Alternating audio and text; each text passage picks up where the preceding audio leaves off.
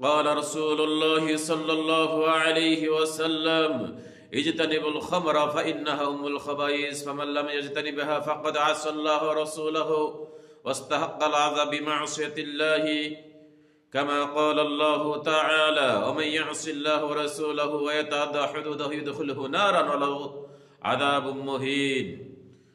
আল্লাহর নবী বিশ্ব নবী জনাবে মুহাম্মদ রাসূলুল্লাহ সাল্লাল্লাহু আলাইহি ওয়াসাল্লাম বলেন, ইজতানিবুল খামরা, তোমরা মদ পান করা থেকে বিরত থাকো, তোমরা ধূমপান করা থেকে বিরত থাকো।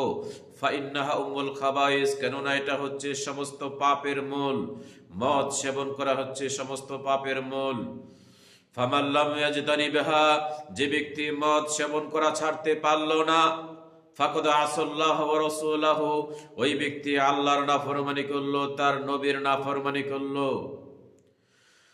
আল্লাহ তাআলা বলেন, ওয়া ইয়াসিল্লাহ ওয়া রাসূলাহু ওয়া ইয়াতাআদ্দা হুদুদাহু ইদখিলহু নারান খালিদান ফিহা।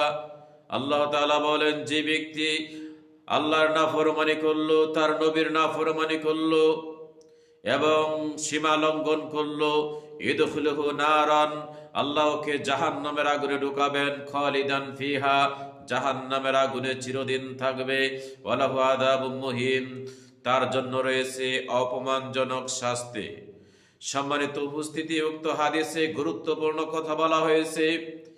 যে ব্যক্তি আল্লাহ এবং তার নবীর নাফরমানি করলো, ওয়াস্তাহাক্কাল আযাব বিমা'সিয়াতিল্লাহি ওয়া রাসূলি, আল্লাহ তাআলার সাথে নাফরমানি করার কারণে তার উপর শাস্তি অবধারিত হয়ে গেল। শাস্তিটা কি? যে ব্যক্তি আল্লাহর নাফরমানি করবে, নবীর নাফরমানি করবে, ওই ব্যক্তিকে আল্লাহ তাআলা জাহান্নামের আগুনে প্রবেশ করাবেন, জাহান্নামের আগুনে চিরদিন থাকবে। শুধু ওটাই নয়, তার জন্য রয়েছে আরো অপমানজনক লাঞ্ছনাদায়ক শাস্তি রয়েছে। আল্লাহ তাআলা আমাদেরকে তৌফিক দান করুন, যাতে করে এই সমস্ত পাপ থেকে আমরা বেঁচে থেকে আল্লাহ তাআলার কাছে মাপ চেয়ে গুনাহ মোচন করে যেন আমরা মরতে পারি। আল্লাহ তাআলা আমাদের সেই সুযোগ দান করুন, আমিন।